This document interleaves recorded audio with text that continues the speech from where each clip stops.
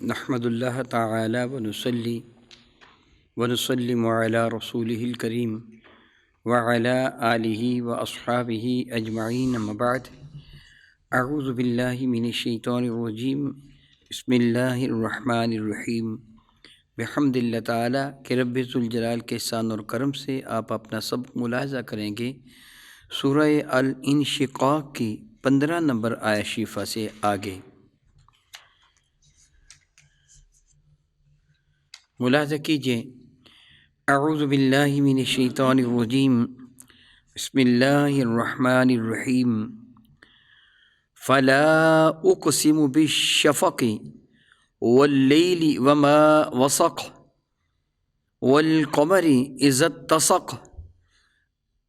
رب ذوالجلال ارشاد فرماتے ہیں فلا اقسم بالشفق، پس اس کے سوا نہیں کہ میں قسم اٹھاتا ہوں شفق کی۔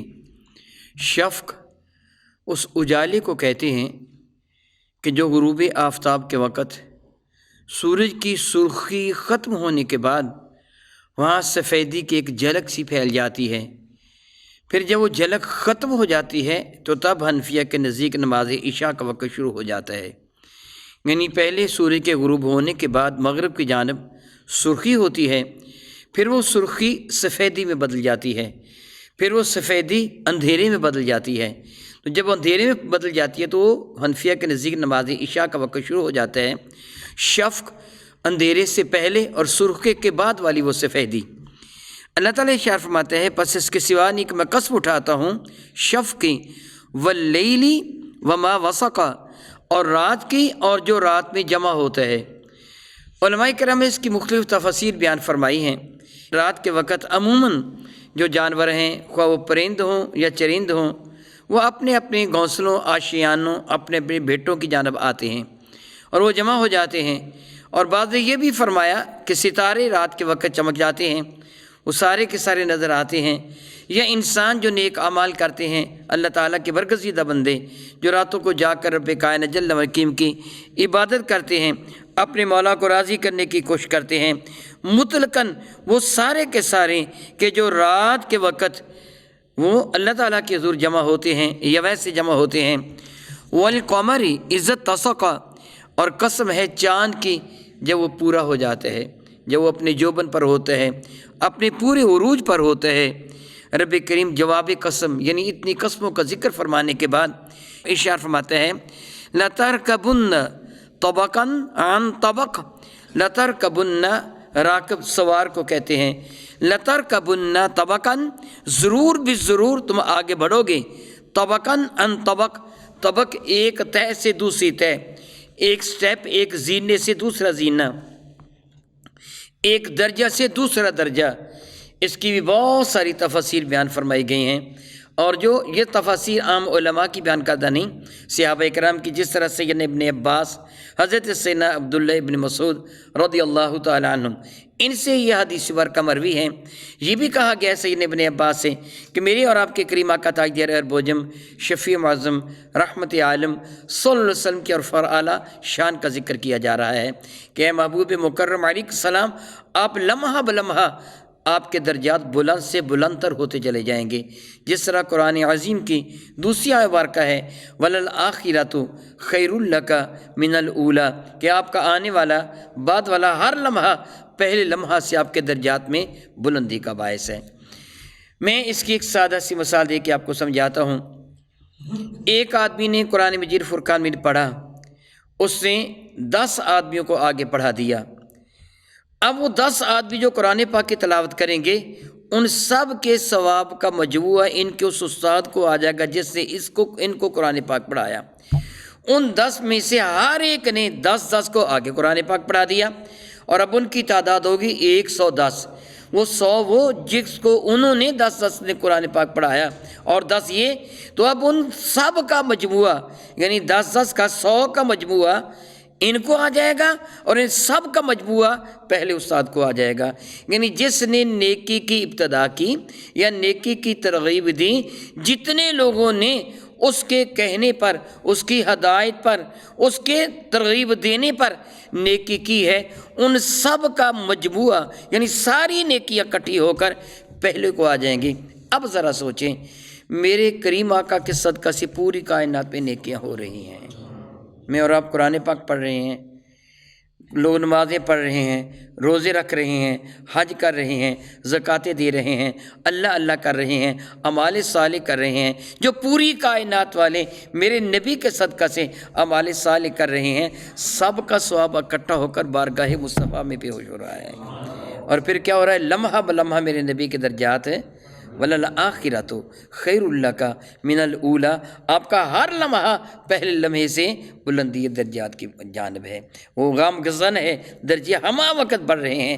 اس لیے میرے کریم آقا کی شان کو کما حق کو بیان نہیں کیا جا سکتا، بیان اس کی کریں کہ جو مکمل ہو چکا ہو اور جس کی شان ہر لمحہ بڑھتی چلی جا رہی ہو، جس کا درجہ ہر لمحہ ورا سے ورا تک ہوتا چلا جا رہا ہو، پھر اس کی شان بیان کرے گا۔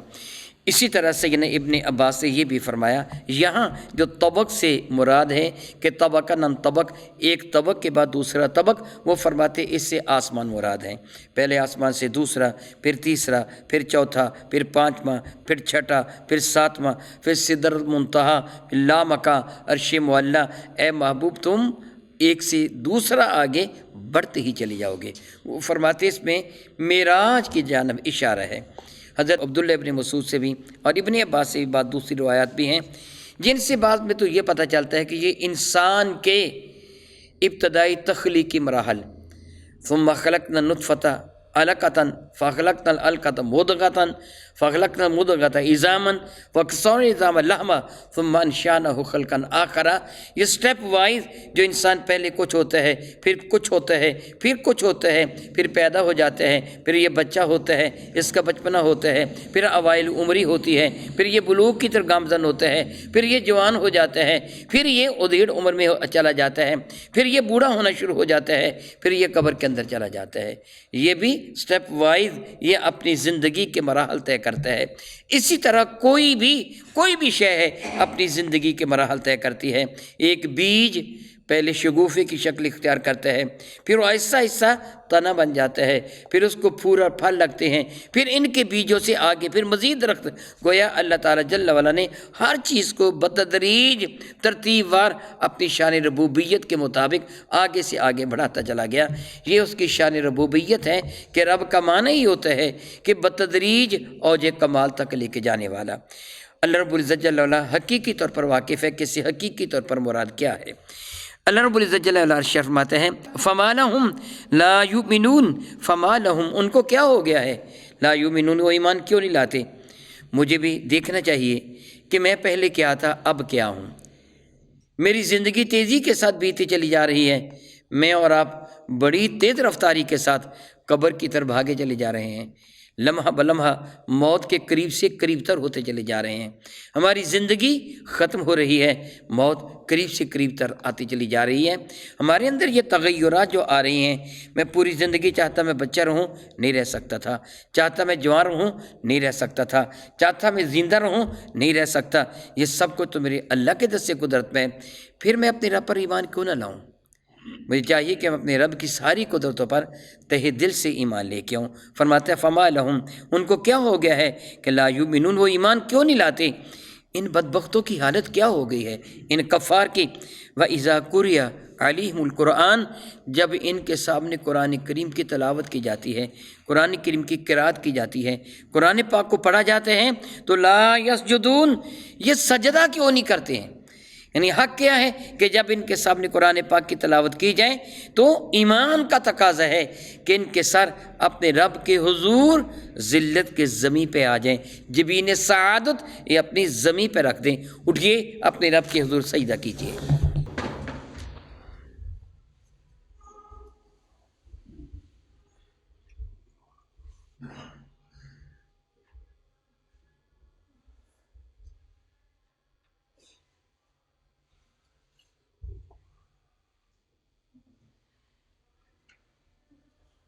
الحمد للہ تعالی ثم الحمد للہ تعالی ثم الحمد للہ تعالی۔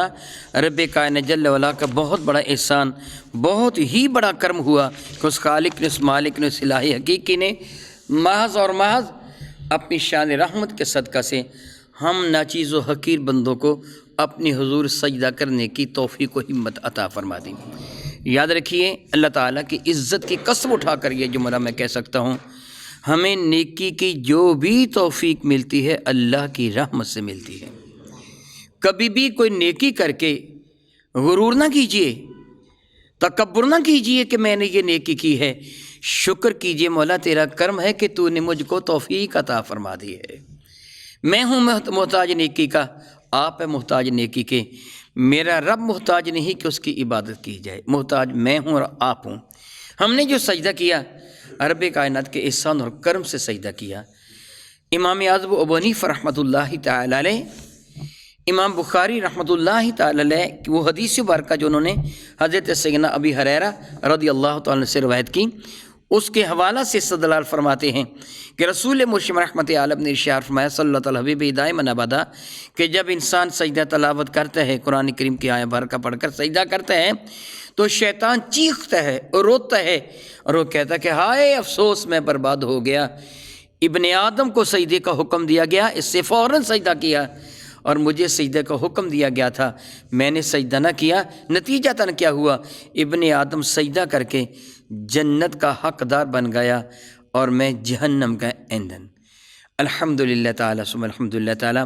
یاد رکھیے، سجدہ تلاوت کرنے سے پہلے کھڑے ہونا اور سجدہ تلاوت کے بعد کھڑے ہونا عمل مستحب ہے۔ اس میں نہ تو ہاتھوں کو کانوں تک اٹھایا جاتا ہے، رفع دین کیا جاتا ہے، اور نہ ہی بعد میں سلام پھیرنے کی ضرورت ہوتی ہے۔ سجدہ میں جس قدر آپ سے زیادہ ہو سکے تسبیحات پڑھ لیں، اور یہ بھی ہے کہ سبوح قدوس ربنا و رب الملائکۃ والروح، میرے کریم آقا تلاوت فرماتے تھے بعض اوقات سجدہ میں، آپ یہ بھی پڑھ لیں۔ اس کے سوا بھی دعائیں پڑھ سکتے ہیں۔ ایک سجدہ کرنا ہوگا، لیکن اگر آپ کو لطف آ رہا ہو، مزہ آ رہا ہو، آپ کے جی میں یہ خواہش پیدا ہو، اللہ تعالیٰ تو نے مجھے سجدہ کرنے کی توفیق دی ہے، میں تجھے شکریہ کے طور پر مزید سجدہ کرتا ہوں، دوسرا سجدہ شکر نعمت کے طور پر آپ کر سکتے ہیں، لیکن ایک ہی سجدہ کرنا ہوگا۔ دوسرا سجدہ کرنے کی اجازت ہے کہ اگر آپ کی کیفیت ایسی بن جائے کہ اللہ تعالیٰ تیرا شکر ہے کہ تو نے مجھے ناچیز و حقیر بندے کو سجدہ کرنے کی توفیق عطا فرما دی، پھر اس شکر نعمت میں آپ دوسرا سجدہ کر سکتے ہیں۔ رب کائنات جل وعلا ارشاد فرماتے ہیں بل الذین کفروا یکذبون، بلکہ وہ لوگ جو کافر ہیں وہ سجدہ کرنا تو کیا، اپنے رب کے حضور جبین نیاز کو جھکانا تو کیا، قرآن عظیم کو ماننا تو کیا، رسول مرشد رحمت عالم پر ایمان لانا تو کیا، یہ بدبخت قرآن پاک کا انکار کر رہے ہیں۔ حق کیا تھا؟ یہ قرآن کریم کی حقانیت کے سامنے اپنا سر تسلیم خم کر دیتے، اپنے رب کے حضور اپنی جبین نیاز کو سجدہ میں رکھ دیتے، مگر انہوں نے کیا کیا؟ انکار کر دیا قرآن کریم کا، مانا ہی نہیں۔ معاذ اللہ تعالیٰ معاذ اللہ تعالیٰ، واللہ اعلم بما یوعون، اللہ تعالیٰ جل وعلا بہت اچھی طرح جانتے ہیں کہ جو ان کے دلوں کے اندر موجود ہے۔ جو غرور اور تکبر کے پتلے سجدہ سے انکار کرتے ہیں، کئی کافر صاف کہتے تھے ہم صرف اس لیے ایمان لاتے کہ تم نماز کا حکم دیتی ہو، اور نماز میں کیا کرنا ہوتا ہے؟ عزت کی پیشانی کو ذلت کے زمین پہ رکھنا ہوتا ہے، اپنے پچھلے حصے کو اونچا کرنا ہوتا ہے، ہم یہ گوارہ نہیں کرتے کہ یہ ذلت ہے۔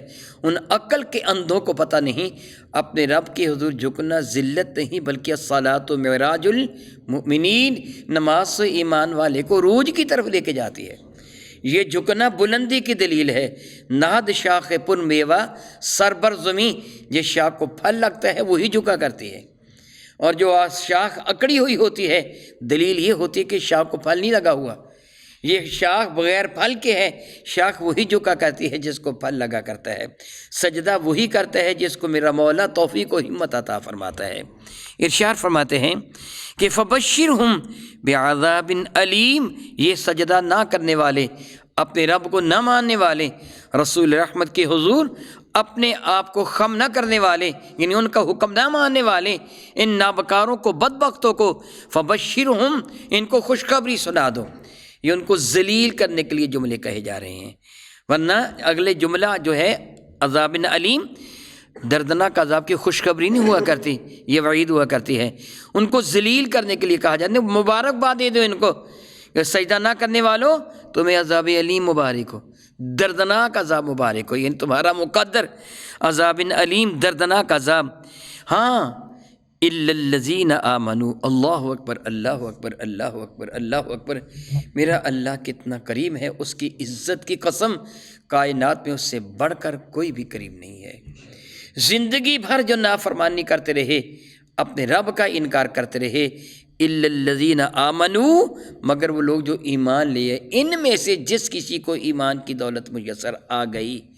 غور کیجئے، غزوہ احد کے موقع پر مسلمانوں پر اچانک حملہ کرنے والے اکرمہ بن ابی جہل اور خالد بن ولید، یہ دونوں تھے جو کفار کے جرنیل تھے۔ انہوں نے آن کی آن میں اس معاملے کو تہ و بالا کر کے رکھ دیا تھا۔ 70 کے قریب صحابہ کرام مرتبہ شہادت پہ فائز ہو گئے تھے۔ میرے اور آپ کے کریم آقا رسول مرشد رحمت کون و مکان علیہ السلام کا رخ زیبا اور مبارک دانت، یہ بھی مرتبہ شہادت پہ فائز ہو گئے تھے۔ مسلمانوں کو بڑی تکلیف پہنچی تھی ان دونوں کے ہاتھوں سے، ایک اکرمہ بن ابی جہل ہے، ابو جہل کے بیٹے، اور دوسرا ولید بن مغیرہ کا بیٹے حضرت خالد بن ولید، یہ دونوں ہیں۔ لیکن رب کائنات کی شان کریمی دیکھیے کہ رب کریم نے ان دونوں کو دامن مصطفیٰ کریم میں پناہ دے دی۔ دونوں میرے کریم آقا کے قدموں سے وابستہ ہو گئے، کلمہ طیبہ پڑھ کے مسلمان ہو گئے۔ پھر ان کی شان کیا بن گئی؟ میرا اللہ فرماتا ہے الا الذین آمنوا، لیکن سوائے ان کے جو ایمان لے آئے، یعنی ان میں جن کو توبہ کی توفیق میسر آ گئی، زمانہ بھر کفر میں وہ بھٹکتے رہے، پھر آخر میں اللہ تعالیٰ نے ان کو توبہ کی توفیق دے دی، وہ ایمان لے آئے، وعملوا الصالحات، اور نیک اعمال کیے، لہم اجر، ان کے لیے اجر کتنا ہے؟ غیر ممنون، جو کبھی ختم ہونے کو آتا ہی نہیں ہے۔ اللہ اکبر اللہ اکبر اللہ اکبر اللہ اکبر اللہ اکبر۔ وہ خالد جو کل تک کفار کے سرغنہ تھے، مسلمانوں کے خلاف صف آرا تھے، وہی خالد ہیں جن کو میرے نبی نے سیف اللہ کا لقب عطا فرما دیا۔ اب حضرت سیدنا خالد بن ولید اللہ کی تلوار بن گئے، ان کی عظمت، ان کی شان اتنی بلند ہو گئی کہ فرشتے بھی ان کی شان پر رش کرتے ہیں۔ اللہ اکبر اللہ اکبر۔ اور جنت میں جو اجر ملے گا، دنیا میں آپ کو جتنی بڑی بھی نعمت مل جائے، جتنی بڑی بھی نعمت مل جائے، ایک نہ ایک دن اس کا اختتام ہے، کہ دنیا کا اختتام ہے۔ لیکن اللہ تعالیٰ معاف فرمائے، اس جملہ میں کوئی غلطی نہ ہو جائے، ہمیں سب سے بڑی نعمت جو اللہ نے عطا فرمائی وہ ایمان کی دولت ہے اور میرے نبی کی غلامی ہے۔ الحمدللہ تعالیٰ یہ ختم ہونے والی شے نہیں ہے، ایمان کی دولت اور نبی کی غلامی یہ ختم ہونے والی شے نہیں ہے۔ زندگی میں بھی، قبر میں بھی، حشر میں بھی اسی کے صدقہ سے عزتیں ہیں، اسی کے صدقہ سے عظمتیں ہیں۔ یہ نعمت کبھی ختم ہونے والی نہیں۔ میری مراد دنیا کی نعمتیں تھیں۔ کسی کو کتنی بھی اچھی نظر ملے، کتنی بھی اچھا قوت سماعت کا وہ حامل ہو، کتنی اچھی اس کو زبان کی قوت نطق ملے، کتنا اچھا اس کو عقل دانش کا خزانہ عطا فرما دیا جائے، دنیا بھر کی دولتوں کا، سونے کا، چاندی کا، دنیا بھر کے عہدوں کا انبار لگا دیا جائے، ایک نہ ایک دن یہ ختم ہو جائے گا کہ اس کی زندگی بھی ختم ہو جائے گی۔ کل من علیہ فان، کائنات میں جو بھی ہے سب کچھ فنا ہو جائے گا، لیکن اللہ رب العزت جل وعلا کی ذات بابرکات کہ وہ ہمیشہ ہمیشہ کے لیے باقی ہے۔ وہ اللہ رب العزت جل وعلا جب قیامت کو ایمان والوں کو جنت میں بھیجے گا تو جو جنت کی نعمتیں اللہ ان کو عطا فرمائے گا وہ کبھی بھی واپس نہیں لی جائیں گی۔ وہ جوانی ہمیشہ کی جوانی ہوگی، وہ نعمتیں ہمیشہ کی نعمت ہوگی۔ یہ وہ بہار ہوگی جس بہار کا مقدر خزاں کبھی بھی نہیں ہے۔ اس بہار کو کبھی خزاں نہیں آئے گی، اس سکون کو کبھی بے چینی نہیں آئے گی، اس آرام کو کبھی بے آرامی نہ ہوگی، اس راحت کو کبھی تکلیف نہ ہوگی۔ رب کائنات جل وعلا کی سب سے بڑھ کر رحمت اور نعمت کہ اللہ تعالیٰ کی رضا ہمیشہ شامل حال ہوگی اور بارگاہ مصطفیٰ میں حاضری کی بھی بار بار اجازت ملتی رہے گی۔ بندہ حاضر ہوتا رہے گا اور رب کی رحمت شامل حال ہوتی رہے گی۔ گویا یہ وہ اجر ہے جس کے لیے اللہ تعالیٰ فرماتے ہیں الا الذین آمنوا، مگر وہ لوگ جو ایمان لے کے آئے، وعملوا الصالحات، اور انہوں نے زندگی بھر نیک اعمال کیے، لہم اجر غیر ممنون، ان کو ایسا اجر عطا فرمایا جائے گا جو کبھی بھی ختم ہونے والا نہیں ہے۔ الحمدللہ تعالیٰ ثم الحمدللہ تعالیٰ سورہ الانشقاق کا ترجمہ مکمل ہوا۔ اللہ تعالیٰ جل وعلا کے حضور دعا کرتا ہوں رب کریم کل قیامت کے دن ہمارا حشر ان میں فرمانا کہ جن کا اجر کبھی بھی ختم نہ ہوگا، ہمیں ان نیک بندوں کی غلامی میں زندہ رکھنا، اور اسی طرح ہمیں موت آئے اور قیامت کے دن ان کے ساتھ ہمارا حشر فرمانا جن کے لیے تو خود فرماتے ہیں مع الذین انعم اللہ علیہم من النبیین والصدیقین والشہداء والصالحین وحسن اولئک رفیقا اللہم انا نسألک بانت الذی لا الہ الا انت الاحد الصمد الذی لم یلد ولم یولد ولم یکن لہ کفوا احد۔ الحمدللہ رب العالمین، الصلاۃ والسلام علی سید الانبیاء والمرسلین وعلی آلہ واصحابہ اجمعین۔ اللہم اجعلنا مع الذین انعمت علیہم من النبیین والصدیقین والشہداء والصالحین وحسن اولئک رفیقا ربنا تقبل منا انک انت السمیع العلیم وتب علینا یا ربنا انک انت التواب الرحیم بحرمت حبیبک الرؤوف الرحیم صلی اللہ تعالی علی رسول النبی الأمی الکریم محمد وآلہ واصحابہ اجمعین برحمتک یا رحیم۔